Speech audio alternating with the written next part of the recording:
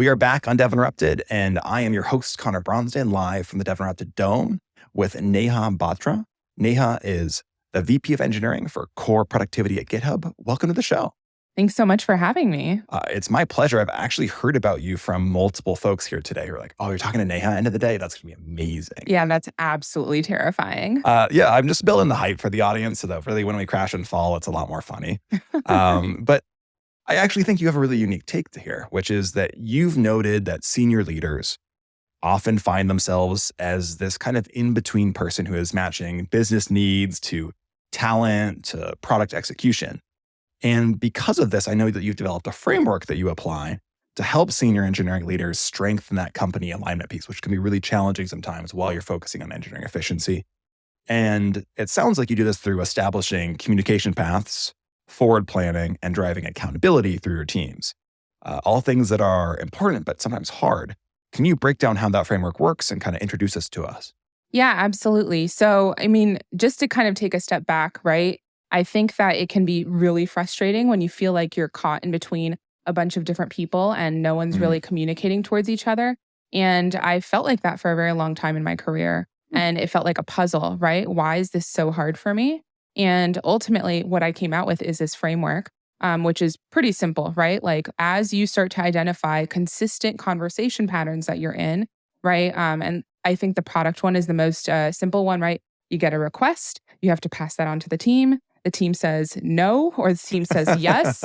And then you know that you can't pass that to the your leadership team, right? And so you kind of cajole them to give you some updates, and then you turn that into like a progress update for the execution team or the leadership team. And so I started to find that we were doing this over and over.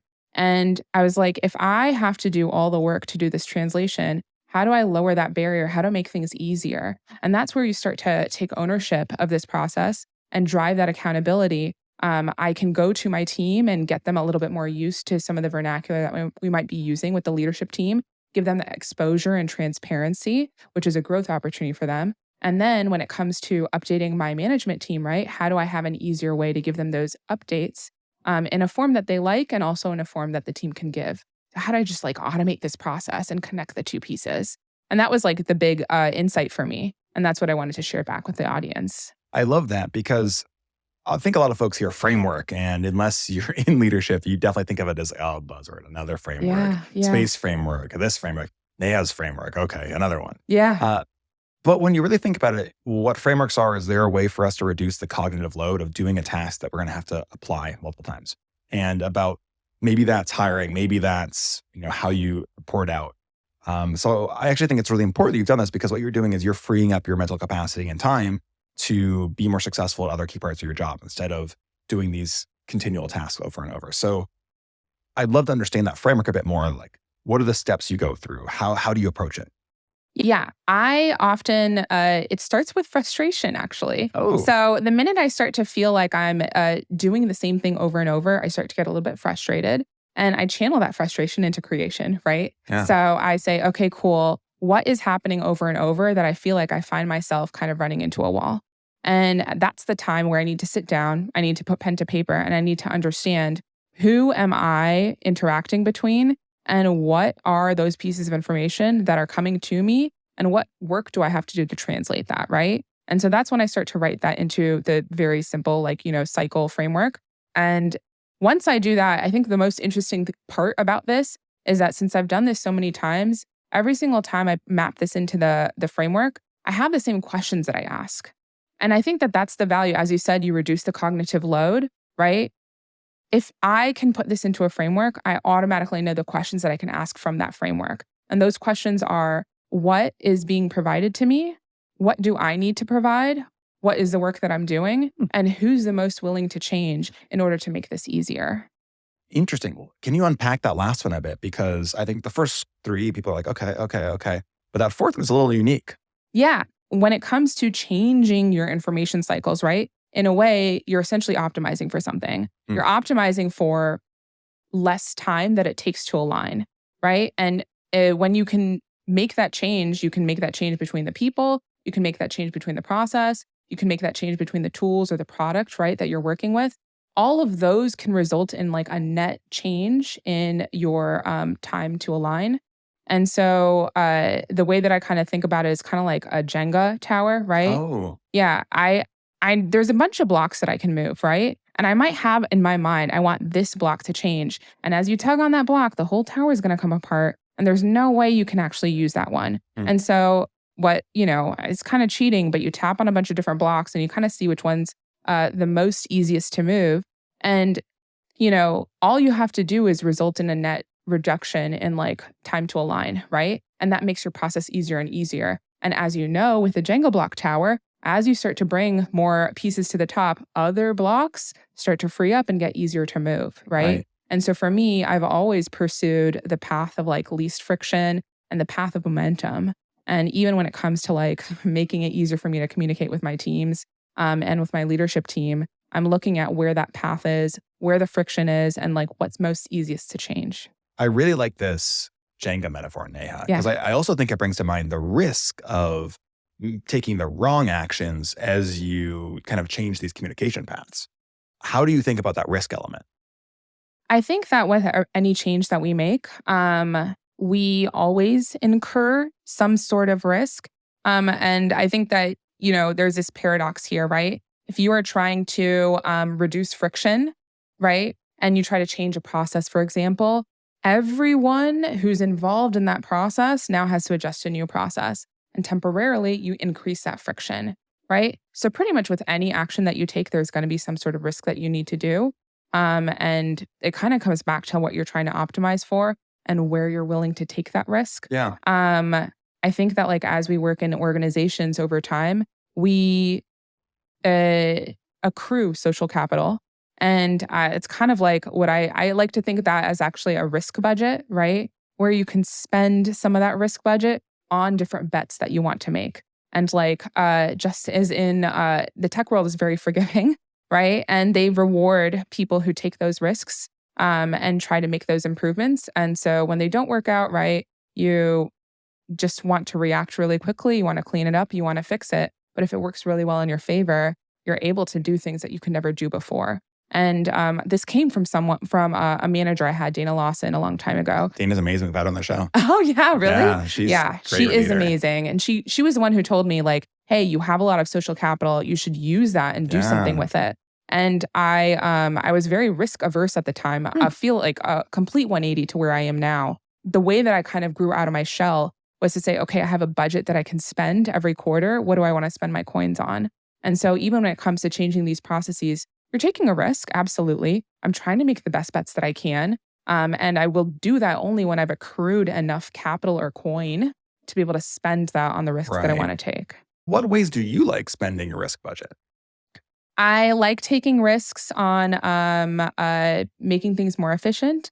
I like taking risks on people. I like going to bat for people. I like trying to grow them. And I think it's not the way that most people think about spending risk. I think most people are taking risks on like product decisions or things that they want to do. Right. But I think it all comes from the same bank, right? And for me, if I can give someone else a chance, I can lend them my safety net and cover for them as they try something new. That's like the thing that energizes me the most. Is that mostly about folks who are internal, retaining them, giving them training, or giving them opportunities? Yes, absolutely. Okay. Yeah. Do you also apply that same framework in the hiring process, or you think that's the wrong place to kind of take those risk bets? I think you can apply risk. You can take risks on people when it comes to hiring. You have to be really, really strategic about it. Yeah. I think that when you are building up an org, you need to have the essential elements in place. I think here's a great example. When it comes to building a brand new feature, a brand new product, right? You want to make sure you have some experts in place, people who understand what you need to do.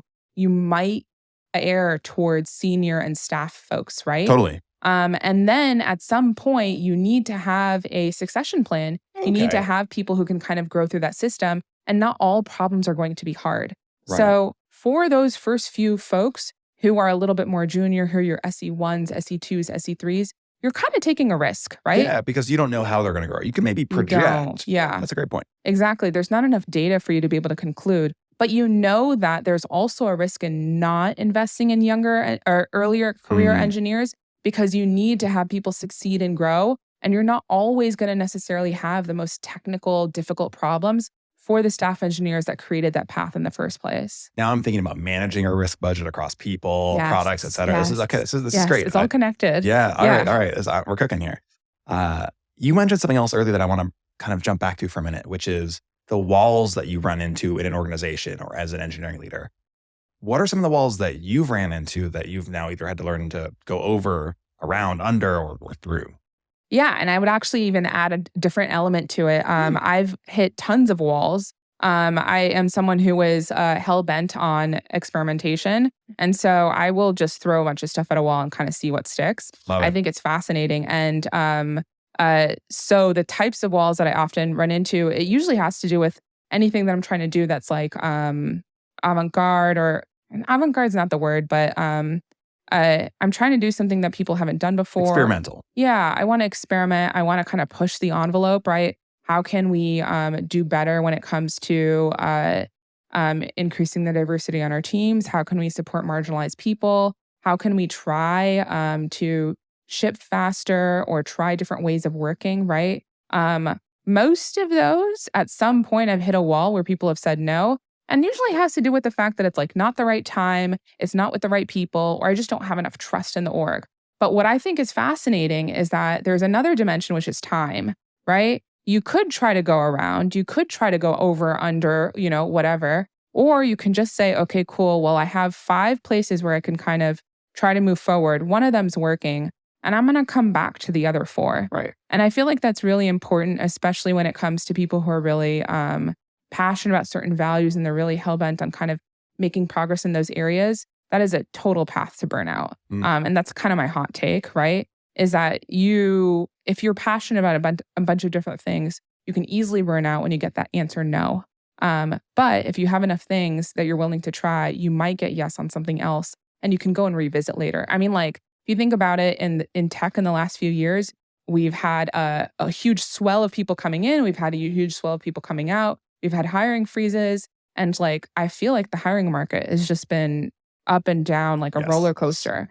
But with that comes a bunch of fresh talent. It comes a bunch of reorgs, and that turns into a bunch of opportunities for me to try again. For all those walls that I hit, I'm going to try exactly again with brand new people and see which ones I can get through this time. Yeah, I'm almost seeing this as, not to put words in your mouth, but like a maze where you have different options of where to go, and some walls you can even go through, and you have to decide which ones will I try right now based off of that risk budget you have, based off of the resources you have. Yeah. Another thing that's kind of crucial to building the risk budget, building the social capital that you need to be successful at this type of pathing, this type of discovery, is actually another type of pathway, which is the communication pathways you alluded to earlier. Yes. What's your strategy around communication pathways as an engineering leader? Okay, so this might sound like way too calculating or way too strategic, but let's go with it. It is amazing how much you can get done when you have trust within your org and your organization. And having effective communication pathways to explain what you do and to build that trust with your team gives you a much higher social capital budget that you can spend. Yes. Right? And that has come very helpful for me when it comes to delivering bad news, when it comes to trying things that don't necessarily work. I feel like because I have been very intentional about how I communicate, where I communicate, and the tone and the authenticity that I bring to that communication, and people have also seen that I'm willing to take risks with them by providing transparency around how I communicate. They will then trust me enough for us to try things that we couldn't try otherwise. And so it really is kind of like an investment that kind of keeps on building in the bank. And I have a bigger budget now than I've ever had before for the teams that I've built that trust with. It's like you stretch your risk budget, which I think is a smart way of thinking about it, because you've placed these investments, you've grown your capital, so to speak. And I would love to dig into a specific example, if you have one, of how you built that trust, because I think that's a really important thing. We can all say building trust, crucial. Okay, yes, we agree. Yeah. What's a specific way you're doing it? One way that I've built trust with my team is that I've made a commitment to them, right? And that's really what a lot of like trust is built off of. You say you're going to do something, you make a commitment to it, and then you have to come through. and you're essentially generating data for your team that they can then judge whether or not they're ready to trust you. I've done that by saying, okay, cool. When it comes to communicating out with you, you will not come into a town hall or any sort of meeting with me and receive news for the first time. I will provide it to you in writing beforehand. Now, this is a really hard thing to protect when it comes to like weird information. And the times that I do have to deviate from that, I'm very upfront about, hey, this is different from the promise that I made to you, and this is why I'm deviating from it. But I always go writing first, which is very important at GitHub. We are a async communicating place. We encourage open source. We encourage documentation. And I leverage that tool set and I communicate to them via discussion posts, via issue posts about the news that I want to communicate with them. And they won't have to worry about coming into a new meeting and hearing about a reorg. Because if that's going to happen, even if it is 10 minutes beforehand in a team post, I will make sure that happens in a team post. It's a commitment that I make to them. And I build trust through that because they know that I come through for them. And there's other ways that I do that as well. When I do AMAs, I kind of have an interesting way that I approach communicating with my team right now. So we meet once a month. The first month of the quarter is a town hall. Second month of the quarter is an AMA. Third month of the quarter is demo day, right? As part of that, for example, with the AMA, I tell them, you can ask me anything. And as long as you ask in an earnest way, I will answer a question. Or I'll tell you that I can't, but I'm not going to give you a bullshit answer or skirt around the question. And I gave them that commitment when I first became a VP in January. They put me through the ringer. They asked me questions that I was like, okay, you really want to understand whether or not I believe in this. Wow. But I did. I doubled down and I said, okay, cool. If you're going to ask me hard questions, I'm going to give you answers. You might not necessarily like them, but I'm going to show you that I mean what I say. And that helps me sleep at night, honestly. I just want to be able to mean what I say, but I can turn that into a commitment to the team and build trust off of that. I think this is a wonderful approach. And honestly, it gives me a great pivot to ask you a fun question. Yeah. I'll try not to be too hard, but yeah. I hear that you have a list of fun facts about yourself that you keep just on your phone. I do. I mean, like, imagine when you go to these AMAs and they ask you a question like, what's the one fun fact about you? I get so nervous when it comes to going around a circle and telling about fun facts. So I said, okay, cool. I'm going to put together a bunch of fun facts on my Apple Notes. So I literally have on my phone right now a list of fun facts. I don't even think they're pretty bad. This speaks to your strategy too. So I like that. I feel like this is correlating to how you think about the world, which is strategically placing bets, building accountability in yourself. And you're saying, okay, here's a situation I'm going to encounter. How can I prepare to communicate the right way so that my team knows I value them and think about this? Yes. And that's awesome. Yes. I try to do it in other ways as well. When I first came into leadership, I made sure to have a human user guide around me and like what I am, what I value, how I act. I think it's more than just like telling people about myself. I think it's important for people to hold me accountable to what I say that I believe in and invite that in different ways. And so I try to do that in different ways. I really do care about giving people a sense of security, giving them a place that they can do their best work. I still don't quite understand it, but people need to be able to trust in their leader and feel comfortable with their leader in order to do their best work. I never wanted to be in that position, but if I can provide that for people in order for them to do better work, I'm going to do it. It seems like the most basic thing for me to do for my team. I mean, there's research on this, right? That teams, when they feel trusted, when they feel that they are trusted to make an impact and that they are enabled to make an impact, perform better. Yeah. And so it feels logical to me that, yes, I would then want to have the trust in my leader and feel like I trust my leader, because then it enables me to say, okay, let me be autonomous. Let me go take this thing on. Especially when you're looking at an org like GitHub that is so focused on async, focused on enabling everyone to have a viewpoint and take an action.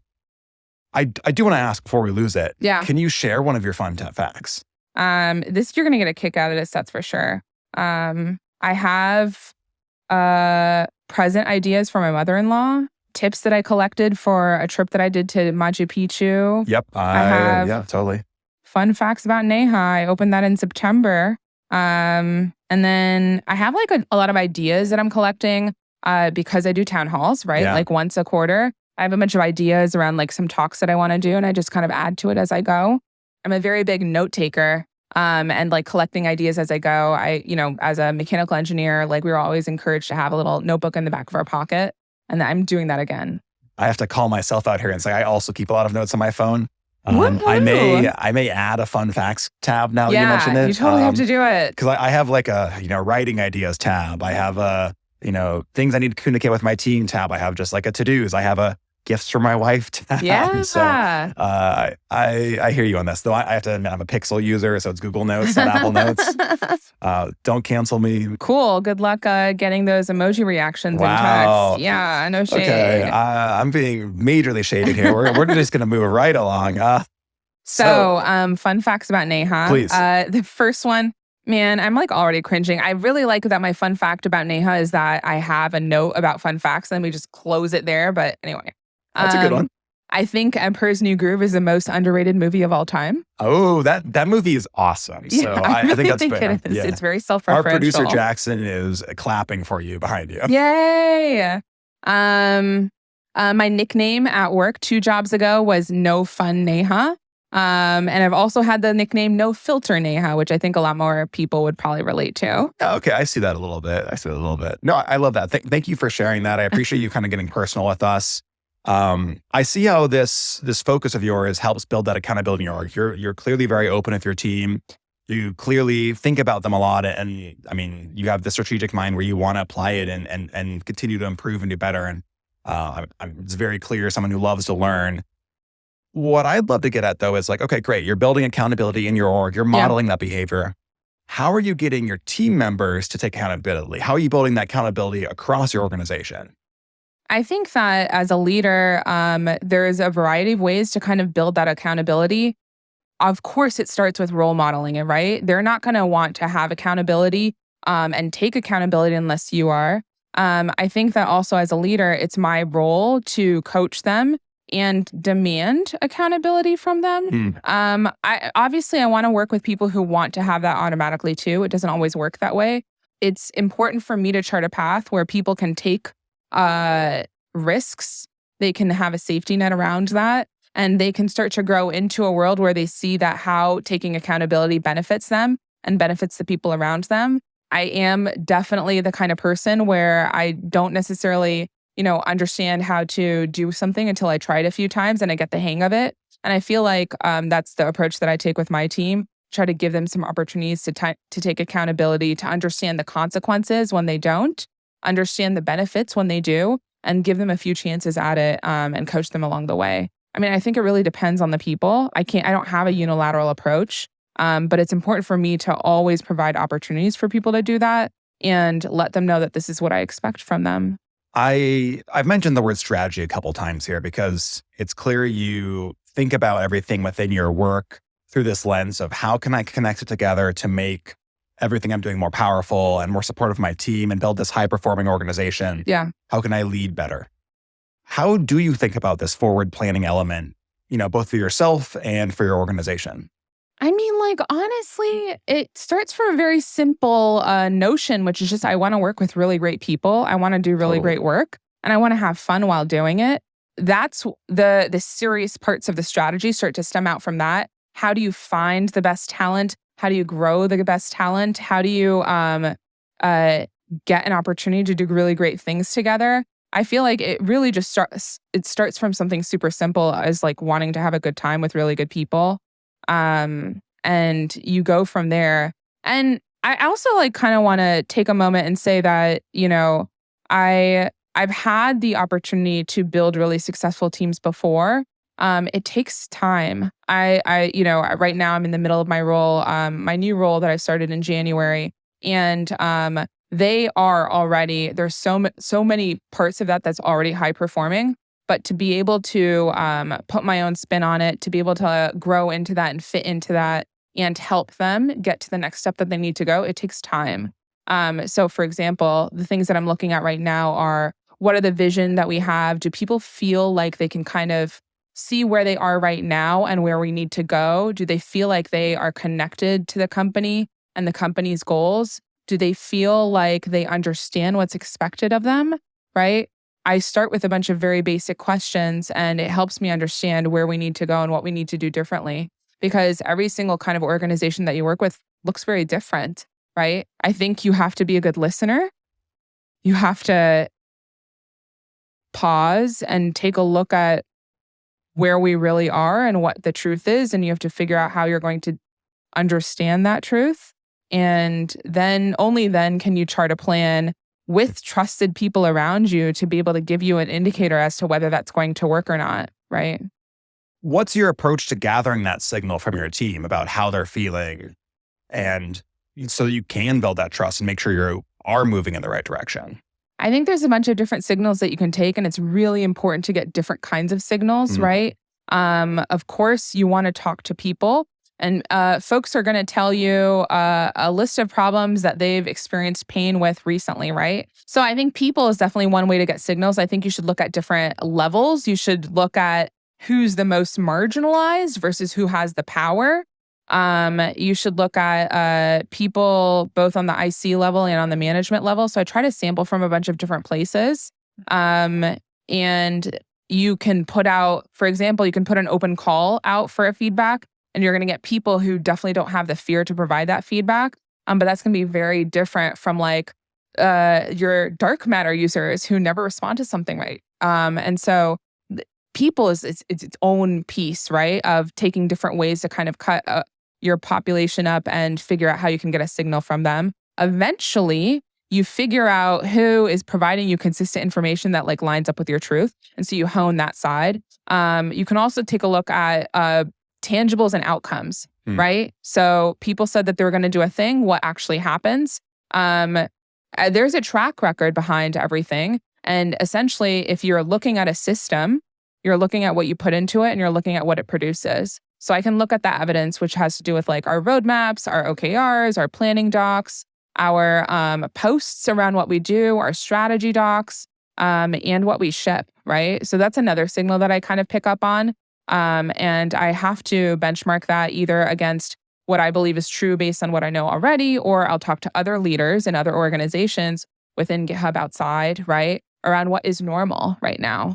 And I need to benchmark that. Well, that's like people and process. I want to say tools, but I don't really know if we have many tools that kind of give you that indication DevX right surveys, now. I suppose. Yeah. That's We still have pretty pulse surveys. qualitative. I feel like that's really good input. Yeah. Right. All of this is like input for you to be able to like generate a solution and generate a conclusion. But once I do generate a conclusion, I use ability to test that. Right. So I'll say, hey, cool. I'm kind of reading a few pieces of evidence, and it's almost like you're building you're building a proof. For example, you want to list all the steps out, your assumptions, and then how you're taking those assumptions and the givens, and you're coming up with a conclusion. So that's kind of like my job, is to say, okay, cool. Based on these things that I've viewed, I'm coming up with this conclusion. A, am I missing anything in my assumptions and givens to be able to come up with this conclusion? B, do you come up with the same conclusion based on what you're seeing? And C, does that conclusion ring right to you? And so I kind of put together a proof. I tested against a few people that I do believe have had like consistently good judgment, or have come up with like helpful conclusions in the past. And then you just kind of got to roll the dice at some point. You got to pick something. You got to try it out. If it fails, apologize quickly. Apologies are free, right? Yeah. And you got to move forward. I love that phrasing, because I think a lot of folks feel like it's a challenge to apologize, when really it's part of building that accountability you talked about. Saying, look, I screwed up, or I was wrong. How can I make this better? I'm going to. And that accountability piece is something that is clearly a through line for top engineering leaders like yourself. However, we're talking a lot about best practices. Yeah, for sure. There are also a lot of mistakes that get made. Oh, hundreds. What are some of the top mistakes that either you have made that you've learned from, or that you see other leaders making that maybe you want to suggest they learn from? Yeah, I mean, I think I can give like a very simple and easy tale as old as time mistake, which is that, the first thing that you do when you come into an organization, you have ideas, right? You say, hey, what's your process around XYZ? And they're like, what process? And you're like, you're telling me you don't have a way to, generate a roadmap with like OKRs against it or whatever. And you're used to doing that. You're like, oh my God, I know how to do this. I'm going to help you do this. And that is step one towards like a little bit of failure, right? It's coming in really earnestly wanting to show that you can do a lot of good, but jumping to the gun too quickly and generating process for process's sake based on what you believe the problems are and not giving it any time to do it. I remember doing that in my first manager job for sure. I came in, I thought I knew like where we needed to go. I added some value, but I also added a lot of churn, way more churn than the value that I added. I was very grateful to have a very understanding, calm, collected team who's dealt with brand new managers before, who kind of helped me see a different way of doing things. And I'm really grateful to them because I wouldn't be here today without them. And I see this happen a lot. I mean, like, I think the biggest joke is, right, when like a leader comes in, like within a month, they're going to reorg, right? And I remember talking to my career coach and she's like, she gave me one mission. She's like, when you get into your new role for 30 days, don't touch anything. And I was like, how hard could that be? And then all of a sudden I come into the role and it's not even that I want to do it, right? You sometimes get pressure top down. They're like, hey, you're going to want to reorg that area and you're going to want to do X, Y, Z. And actually, if you want to show the team that you trust them, that you're willing to listen, you have to take a loan out on that expectation from your manager or what's ever happening top down and say, no, I'm not going to do anything for the first 30 days. I'm going to listen. And this is how I want to do it. So I feel like I've learned to have patience. I've learned that the requests that are made of me, some of them are really real and some of them are not. And you have to have a little bit of patience. And by not listening to everything come your way and being a dampener, you can kind of avoid a lot of churn with your team. And I learned that nothing's going to happen if you don't reorg in the first 30 days, right? So yeah. It'll be fine. As someone who has been very intentional about thinking about improvement, thinking about how you want to guide your teams, thinking about how do you want to improve as a leader, what would your advice be to engineering leaders who are listening, or maybe earlier in their career? Maybe they're on their first engineering management gig. Maybe they're a dev who wants to get into management, or someone else. What would be that advice you tell them about how can I learn to become a better leader? Well, I would say that first of all, you don't have to become a manager to become a good leader, right? I think that you can get a taste for that from any seat. And it's really important as you become a staff engineer or a principal engineer or a distinguished engineer, that you learn to have influence from where you are. Now, what starts to change as you become a manager, not in all roles, but in many roles, is you move further and further away from the code and you focus on the team and the processes and the people. I have a hot take, which is just that being a manager is a shit job. Like, it is really hard. You might spend all of your time, 24 hours a day, trying to keep things as they are today. And I find that the people who stick it out and the people who really get joy in it are the ones who can't help themselves, but want to look at how the people are working and are fascinated by the processes and have this innate sense of curiosity. And they get one tiny win once a month, and that kind of makes up for the other 29 days of pain. Unfortunately, it's like a very jaded view. As someone who feels like managing is really, really, really hard, I just can't help myself. Those tiny moments, those tiny wins where I see the light bulb go off and someone is able to do something that they could never do before, that makes up for months of pain for me. And that's just how I function and that's how I work. So my advice to new managers or people who want to become managers is that try it out from where you are right now. And if you really, really want to do it, right, give it your best shot. Understand that I think a lot of people who go into management think like, okay, cool, I'm really excited about coaching. I'm really excited about growing my folks. And I'm like, you will get to do that. And those moments will really matter. It'll be like maybe 5 to 10% of your time. A lot of your time is spent around like managing information, providing updates, organizing information in a way, and unblocking the team so that they can move faster. And that's a lot more silent work. And it doesn't feel like the same as like coaching someone and getting to work with them. Yeah, I would almost reframe that a little bit though and say like, yeah, you spend a lot of your time on blocking, dealing with the blocking and tackling, let alone trying to make sure they have the context communication they need. But what you're doing there is you've planted the seeds in your coaching, and now you are watering. You are providing the sunlight. You are giving them the space to grow. Yes. Because you can't fully teach them this thing. No, they have to go experience it for themselves. And like, I'm with you. It is frustrating sometimes not to get that coaching times, but it is so rewarding when you get to see people you've had an opportunity to nurture go into this open space and take on these resources that have been set up there for them, or create their own resources and achieve things, because I mean, there's nothing like it in the world. I know. And it's so funny. Like, we get paid to do this, right? We get paid to create an environment where people can do their best work. That is definitely when it comes to like the great things about being a manager, I somehow get paid to till the soil so that the seeds can be planted and then the plants can grow, right? And those plants obviously are human beings that have careers. We're using metaphors. For sure. And then, I guess for my advice for people who are trying to become more serious leaders or trying to grow and try something new, it would be to, going back to that Jenga block analogy, right? Pick something that you want to try, experiment and be curious about it. Pick that block, make sure that there's like, it's the path of like low friction, put it on the top of the tower, let your tower restabilize, and then try something new. I find that teams are a lot more forgiving if you approach it in the right way, if you apologize when it goes wrong, and if you keep moving forward and listening to them. Is there anything that we haven't talked about that you're really excited about talking about, that you're like, hey, let's dive into this thing that we haven't talked about yet?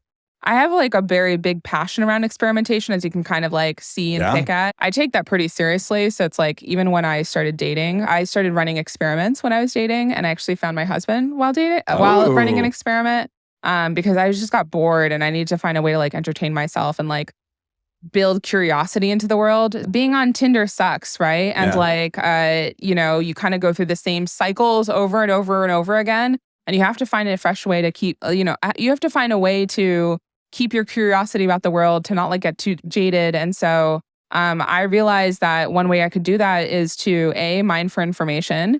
And so I'd started, whenever a date would start going south, I would ask the same questions every single time. Okay. So I'd say like, what are your deal breakers? What is the coolest place in the city? And like, what's like one moment that made you whatever, right? Yeah. And so I'd like get really interesting conversations. Kind of backfired because then people thought that the conversations were great, but I was just doing that because I was bored. And then I started running experiments. So, I would have a hypothesis that I would start the beginning of the month with. I'd have to swipe right on certain people because they fulfilled that like quota in the hypothesis. Okay. And then I'd compare it to a baseline and I'd try to make a conclusion. Swiped right, went on a date. And then after that first date, I was like, this guy's pretty cool. This guy's pretty great. I think I found the one. Broke off with like the other people I was dating. Yeah. And that was in 2015. And I think I just found your best fun fact, actually. Wait, well, it would be that I found my husband while running an experiment. I gotta write this down. Yeah, I got you. No worries. We're here. We're here for you. Yeah. Awesome. I'd love to ask you for any closing thoughts. I've enjoyed the far-ranging nature of this conversation, and I feel like you've got a takeaway punch for us. I think that when it comes to being strategic, a lot of people do associate that with being calculating. They associate it with politicking. They associate it with meddling. And while I do think that there's an element to that, right? Like, you obviously have to be able to see the systems for what they are and see the potential in them to try to move them to a different state. It really, for me, has a lot to do with curiosity. Yeah. I feel like I really love puzzles. I like learning about why things work the way that they work. I like taking inspiration from different places, and I like trying new things, right? And if I'm going to try new things, if I'm going to try to learn about things in a different way, there is absolutely strategy to either A, create the space to do that, or B, to make that happen without other things burning down. I do have to think about things strategically, but it's in pursuit of understanding things better and, making things make sense to me. And that's like really what drives me and motivates me. In a lot of ways, I think we're all leveraging strategy in a lot of our waking moments in this world, whether we want to call it that or not. Okay, maybe some of it's tactics, sure. Yeah, sure. But we all are breaking down the world so we can understand it better, or we are acting off habit and it's a very impulse. human thing to do. Totally. Yeah. I have to ask, since I'm a big strategy board game fan, are you a board game person too? Mostly puzzles? Where are you at? Yeah. I haven't played board games super recently, but the last board game I played was Spirit Island. Oh, that's a good one. Yeah. And we were playing. Oh my god, I really hope I can remember it. It's like one of the most common. It's not like Silos of Catan. It's like a Gloomhaven. Gloomhaven the Great. Gloomhaven. Yeah, we had like a couple that we used to during the pandemic. They're in like our pandemic pod. And we went every other week and we played Gloomhaven through like, I don't know, like 5 or 6 chapters. Yeah. It was lovely. Yeah. I was the tank, right? So it's like someone who, I'm naturally a support character, like when it comes to like, video games and stuff like that. And so you can't really be a support character fully in the basic set for Gloomhaven. So I was a tank. How do I like take the hits for other people so that they can kind of do what they want? It was like very manager of me. Yeah. I love it. One of my fun facts is that I lost a board game tournament that was being live streamed because I got too tilted. Yeah. You can find it on the internet. I love playing Twilight Imperium. It's like a 4X exploring conquest space opera game. It takes too many hours. Haven't played it in ages. Need to get back into it. Yeah. But I was playing in an online tournament during the pandemic and managed to get a little too excited trying to crush my opponents and maybe gave the game away. But it was a good time. There was actually a meme made about it within the Oh my god, I have to see that. I can find it for you. Definitely, yeah, you're right. That is your fun fact. It's a little niche, but it's pretty good. If anyone's listening and if my producers kept us in and you're a Twilight Imperium player, hit me up. Would love to play.